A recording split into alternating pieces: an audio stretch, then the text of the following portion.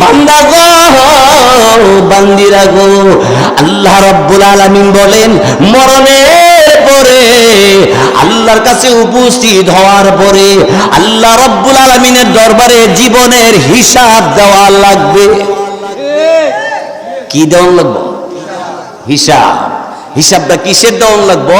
আল্লাহ আরেক আয়াতে বলেন সুম্মা লাতুসআলুন্না ইয়াউমাইযিন আনিন নাঈম।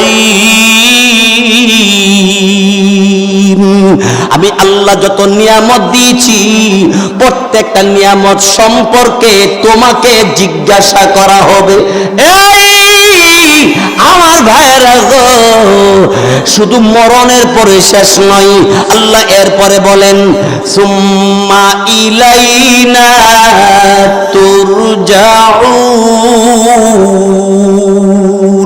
এরে বান্দা বান্দি মরে যাবে, এখানে শেষ নয়, মরার পরে তোমাকে তোমার রব আল্লাহর কাছে উপস্থিত হইতে হবে।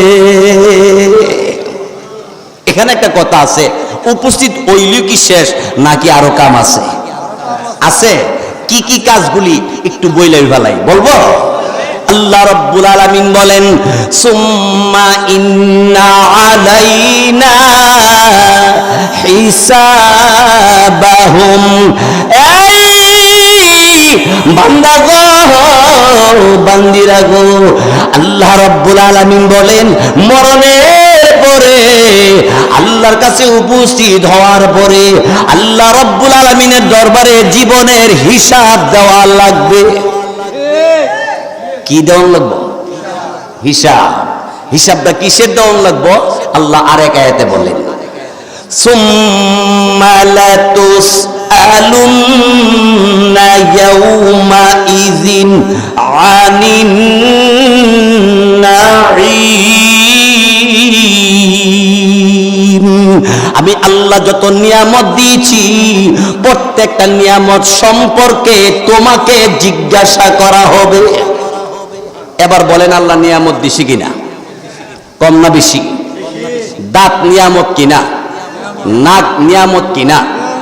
এরপরে নাকটা যে নিয়ামত এখানে শেষ না, নাকটা যে সেন্টারে লাগাই দিছে, এই সেন্টারে না লাগাই যদি আরেক জায়গায় লাগাই দিত তাহলে বুঝলে মিলে নাক কত নম্বর নিয়ামত। যেমন নাকটা যদি গাদ্দিত লাগাই দিত তে সুটকি কিনতে গেলে বেড়ার সামনে লুঙ্গি আলগি দিয়ে আমনে সুটকির গ্যারান বুঝলেন না, হইলে বাজারে পিছে যাইয়া লুঙ্গি তলে নিয়ে সুটকি দেহা বুঝলেন, হ্যাঁ হ্যাঁ হ্যাঁ ঠিক কিনা জোরে কর। দেখতে ওই কো মাশাআল্লাহ সুটকিটা খুব সুন্দর, হ্যাঁ ভালো ইলিশ কত সুন্দর, বাড়িতে নিয়ে পিএইচ দিয়ে সুন্দর করে বর্তাটা বানাই দিছে। আর আল্লাহ কহ এবার শুরু করো, দিছে rice mill. Rice mill current থাকলে চলে, আর আল্লাহ বলে এমন রাইস মিল দিছি কারেন্ট না থাকলেও চলে, রাইতেও চলে দিনও, ঠিক কিনা জোরে কন আল্লাহু আকবার। এই জন্য আমার পরে যিনি বয়ান করবেন হযরতকে নিয়ে